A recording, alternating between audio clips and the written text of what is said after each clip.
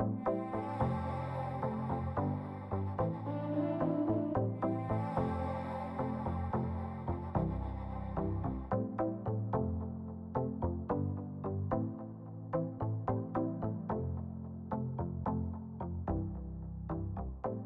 this video, we're going to be looking at some new NASB Wide Margin Bibles from Zondervan and also comparing them to some other NASB Bibles.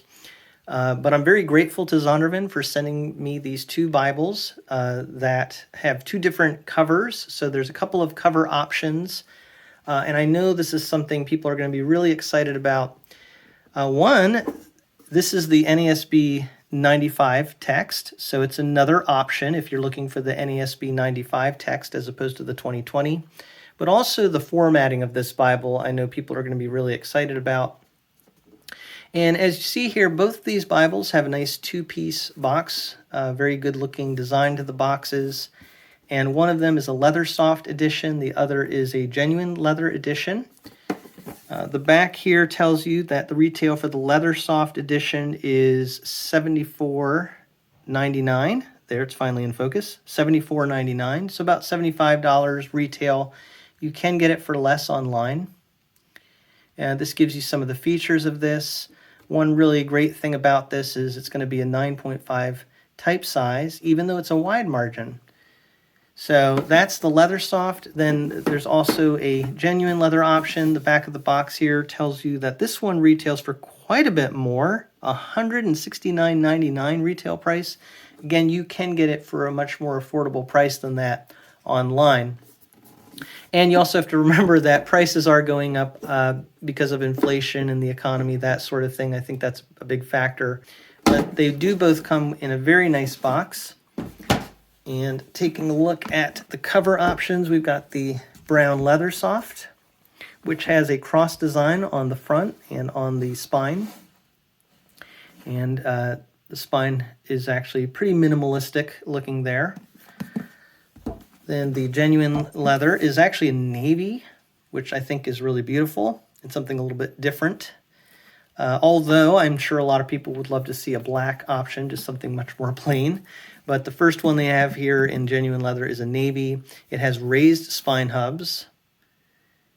And if we compare the two here on the spine, you can see they both have very nice look to them, but kind of a contrasting look. And the other thing that I'm noticing here are the ribbons. You do have two ribbons in both of these Bibles, but the Leathersoft has narrower ribbons, a brown and gold ribbon. They are angle cut. Actually, I take it back. They're straight cut, excuse me, and they're double-sided. But the genuine leather would be angle cut ribbons, and you have a navy and gold ribbon, and they are double-sided, but they are wider ribbons. So you see here the difference. Honestly, though, they're both really good options. I do think that this one probably would be a little more sturdy and hold up better over time. However, the paper in both of these is really good. I think it's the same paper. When you get inside, you see another contrast here with the liner, and this starts off with a presentation page, whereas on this one you have an end sheet. Both of them are paste down, but this is a vinyl type paste down as opposed to more of a coated paper on the Leathersoft. Another thing, too, with both these Bibles, you are going to get gold gilt page edges. I did see some scuffing on the Leathersoft one, which, is a quality control issue, something hopefully Zondervan can pay attention to, and that won't be a major problem. So I don't think it's going to be a problem with most of the copies, but just something I wanted to point out. As you get into these, though, again, the presentation page on this one is right off the front, but you do have a presentation page in the genuine leather as well. So just, slightly looking different design there, but both very nice.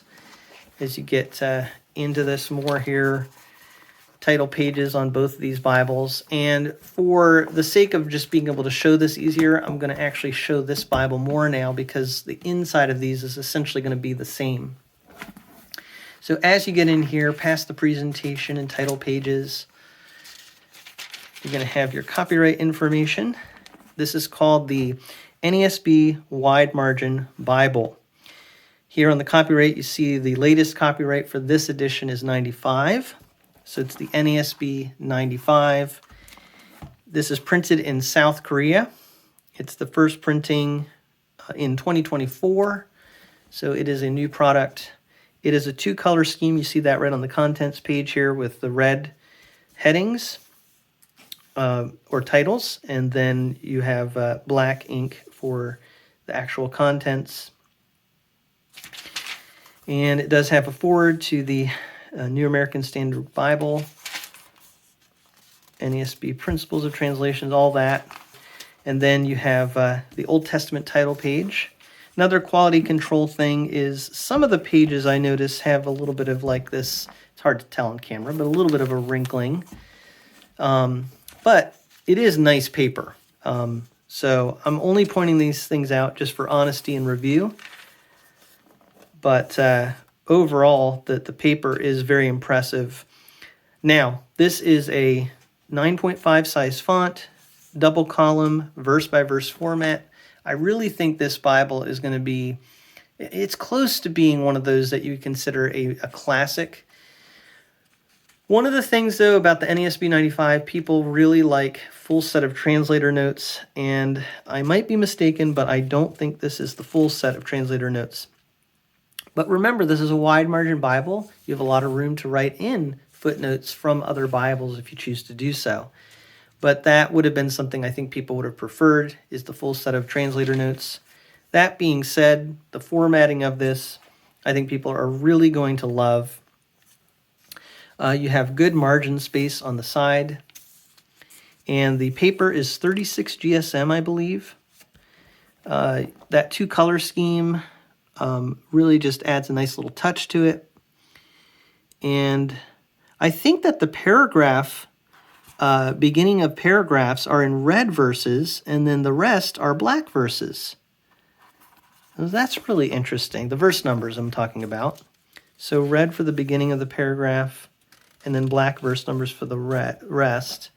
And maybe I'm just seeing it wrong, but that's what it looks like to me. You can look on the camera and judge for yourself. So top of the page, you have these headings. You also have a chapter and book that the page is starting or ending on. So it's not a reference Bible, just the text and some footnotes. But really, I think this is the kind of thing that a lot of people are going to really love. And I think already online there's been a lot of interest. You see what the poetry section looks like here. And with that nice paper they have from Korea, I'm not seeing bad ghosting. It looks pretty good. There is some ghosting, of course. This is a Bible with a lot of pages, but it's very nicely done. And if we keep going here, we'll get to the New Testament. You have a title page for that. All right, and as we get into the New Testament, we'll look at the red letter text for the words of Christ. And it's kind of what I've been seeing in Zondervan and Thomas Nelson Bibles in recent times. It's a very nice red. It's not the darkest red, not as dark as what you see in maybe a lot of Cambridge Bibles, but it's not a bright red either. It's dark enough, in my opinion, and it looks to be quite consistent, which is an important thing. Also, you notice the verse numbers, even in the red print, are still black verses. And I don't know. Oh, yeah, so I'm looking here, and I see a red verse number there for the beginning of that paragraph. You also notice NASB features. There are italicized words that are supplied words in English, and Old Testament quotes in the New Testament are in small caps. So all of those types of features that people expect or enjoy and are used to in the NASB. So I'm just seeing something that I think looks really well done. It is, on the expensive side, I will say, but I really think what they put their money into is good paper. And that, to me, is a note for other Bible publishers. There are some publishers that they put more money into the cover or maybe just try to have a less expensive product. But I think spending more money and having really good paper, especially for something you're going to presumably write in, is really worth it. So I like that they put the money into the good paper. You do have a dictionary concordance thesaurus in the back. And you also have, after that, a nice map section printed on a glossy cardstock set of paper. Very colorful maps, though, clearly printed, which is what you typically see in Zondervan Bibles. Great job. Now, one of the Bibles I want to compare this to quickly is a Thompson Chain Reference Bible, the revised, updated edition, NASB. Again, it is the NASB 95. I believe that this Bible we've been looking at is designed from this. So they were able to take this Bible, take out the Thompson Chain materials, and leave you with a nice text Bible with wide margins. So I'm going to test that theory, just see how the page numbers line up here, see if they happen to even be the same. And it's pretty close. It's not exactly the same, but there's definitely a similarity in formatting there. So I don't think they had to do a lot of spending time and money on reformatting everything. So I do think that this was the foundation for what we're looking at here, but it's not exactly the same. And one of the things that will change page numbers is just the extra material that they have in this Bible. And maybe what I need to do is actually go to the beginning of a book and just see how that compares. And even though the page numbers don't line up because of extra material in the Thompson Chain, I think really the actual page layout in terms of the Bible text probably lines up pretty much exactly the same. So again, they didn't have to spend a lot of time and money on reformatting. So the Thompson Chain is kind of the foundation for this, and I think this is another great option. Good paper, nicely printed. But if you really want something that complements that and have space to write in, this now is another option in both NASB 95 text. NASB has been coming out really with various options, and even Lockman has a wide margin Bible that they've made available. And this is a single column text. And so let's compare. Now this is actually the same formatting as what you see in the Schuyler Stridon, but this is a Lockman Foundation edition, so it is way less expensive than a Schuyler Bible, but the same formatting. And this, I believe, has Korean paper. Now, I think this would have the full set of translator notes, and I'm going to go to Joshua in this Bible too, just so you can see the difference here. I am seeing some notes at the bottom here in the Lockman page for Joshua 21. I don't see any here in this Bible. Now, a condensed set of notes, the reason they initially did that, I'm sure, was to make room for the Thompson Chain materials. But honestly, the condensed set of notes are just trying to retain the most important footnotes. So it's not like you don't have any in this Bible. But that is a difference between those two. As far as margins, one nice thing about the Zondervan is you have margin space on the inside and outside, as opposed to just the outside. That being said, this is single column, as opposed to double column. So in some ways, it's just a trade-off in terms of how they want to use that space. It's interesting to look at the poetry, though, in both of these Bibles, and I will say that in terms of looks, I really love that single column poetry look. I do think the paper GSM might be a little bit lighter on the Lockman single column. I think this was 36. This might be less than 36. I can't remember for sure. And then this is also a reference Bible. So it's another option. And looking at the sizes here,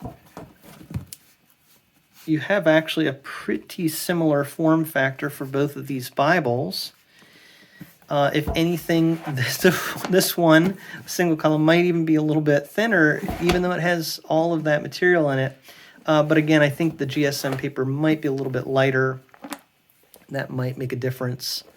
Both very good options, though. So the NASB is really getting to have some wonderful options.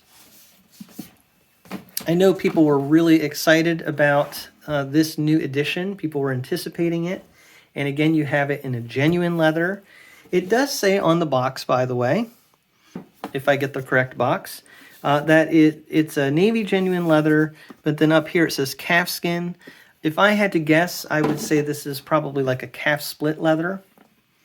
It may even be like a stamped green. So it's not like a high-end calfskin that you're looking at, not necessarily the top green, but still calfskin. But just wanted to point that out because sometimes people, with all the different leathers on the Bibles, it's like, okay, I thought this was going to be calfskin. But remember, they're advertising this as genuine leather. So even if it's a stamped green and not the highest quality calfskin, they're just advertising this as genuine leather. So it is a real leather cover. And then you have the Leathersoft for a lot less money. The paper, though, the inside of this Bible has all that same great information and printing. I do notice, though, that at the end of the Leathersoft Bible, you don't actually have the map section, which I think is really interesting. One difference there between these two Bibles. But you do have that dictionary concordance thesaurus, and you do have everything else in here. So other than the maps, which you do have in the genuine leather, they're pretty much the same thing on the inside. And so anyway, that's a look at both of these. And they both come in a nice two-piece box. If you have any questions about these Bibles or any comments, I'd love to see that in the comment section below. But thank you so much for taking a look at these with me from a fresh perspective.